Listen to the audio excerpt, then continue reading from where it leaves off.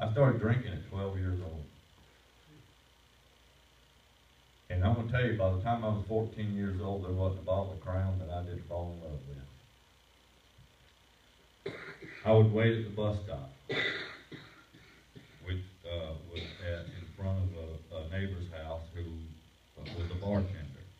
And in South Carolina, they had then the little mini bottles that you find on the airplane. I stuffed my pockets with them.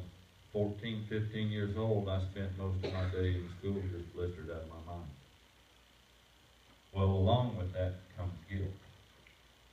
Now, I've got my brother. He's dead, and I know he died hating me. I'm thinking to myself. And I've got this drinking that I'm doing. And just the whole array, you can just imagine my home life is, by my own making, it's just a living hell. And I'll step back just a little bit to make a point. My father was a Sunday school teacher. He was a singer. And again, he was very much loved in the church. In fact, at his funeral, the church held, if I'm not mistaken, 300 or 400 people without the balcony. His funeral, the pews were full. There was chairs in the aisle. The balcony was packed. A sound system was put out in the parking lot, and bleachers were set up.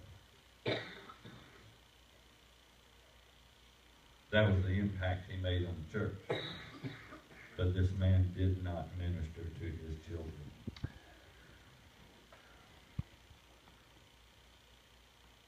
That affected me. But my father his military wasn't an easy guy to talk to. I couldn't go to and say, hey, look, what about me? So I actually felt like I was fending for myself. Well, as time goes on, different situations will lead you into different places. I started getting in accidents, motorcycle wrecks, car accidents, and these ain't just fender benders. These are, I didn't know it at the time or realize it at the time. But now looking back on it, I realized I was in self-destruction mode. Anything I could do that would better the odds of me dying, I was all for it. I was ready to go. Walk in a bar, and I won't get into any detail because it was a salty argument. This guy was not 10 feet from me. He pulls out a Derringer, shoots me in the head, and it clipped my ear. Well, I didn't stop to think, man, God saved me from that one. I thought, that fool just shot me, and it was on. So I ended up going to the hospital, but it wasn't for the bullet wound. It was because that fellow just beat the mess out of me. So we go a little bit further, and this is an every weekend thing. I joke with a lot of my friends now that are law enforcement that I built the wing on the Alvin S. Glenn Detention Center. In fact, this is a true story. I would walk in there handcuffed, and there was a guy that was there every Friday or Saturday night. One time he looks at me and grins. He says, "Good evening, Mr. Talley. We have your room ready." I was the Otis of Columbia, South Carolina. Well, I couldn't seem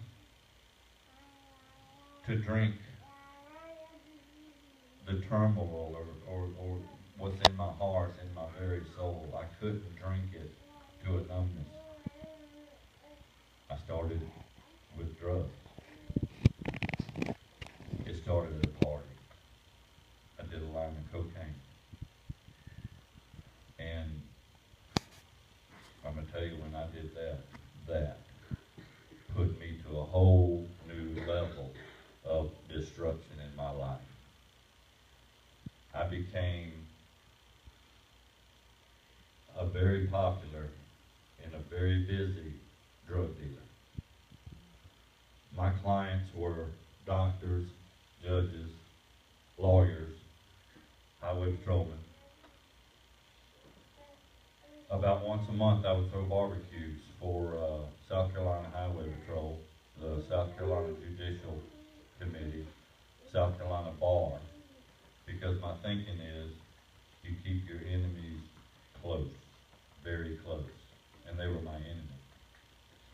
And I don't know if it was because of my clientele or because I was so good at it. It's probably my clientele. God blessed me by never having to tell my mother I've been indicted.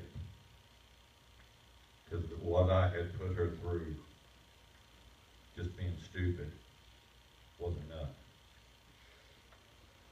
So to the best of my knowledge, and I pray that to my mother's death, she never knew who her son really was. Well, the alcohol didn't do it. The drugs didn't do it. I was finished. I was done.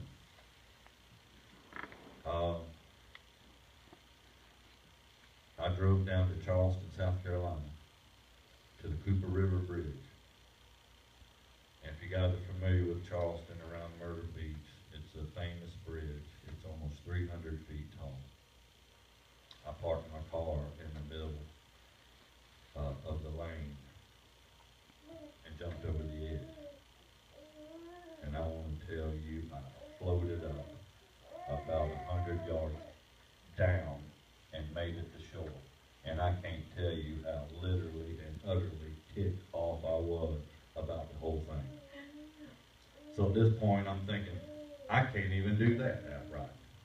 Of course, I had a lot of explaining to do. Why are you wet? Why is your car parked in the middle of the traffic? So I had to answer those. My roommate later on was a highway patrolman. He had a .357 stainless steel service revolver. And I thought, okay, that's going to be the ticket. I sat at my kitchen table, I pulled the hammer back, and I pulled the trigger. And it misfired. Now at this point, when I go to bed at night, my prayer was, if there's a God out there, prove it to me by not letting me wake up. I would wake up in the morning and I would actually be mad because I saw the daylight. My last attempt, and I want to stop right here, as you all know, and I know, it wasn't that I was messing it up.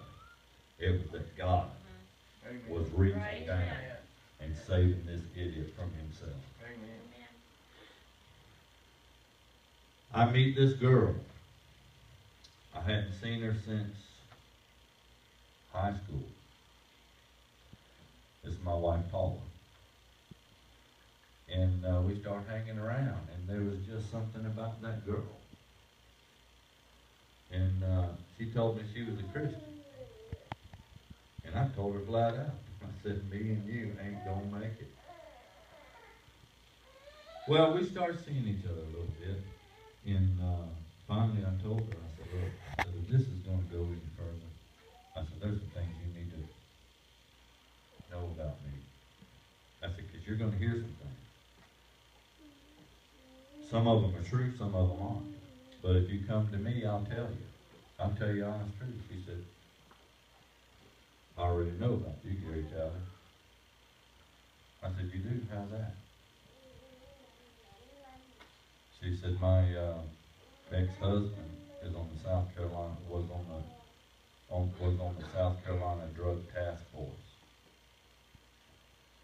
She said, they've been looking at you, but they can't touch you because of my clientele, because to take me down, the judges and the cops. And I looked at her, I said, and you are still sitting here. Why aren't you running down the street screaming, running away from me? She said, I've loved you first grade.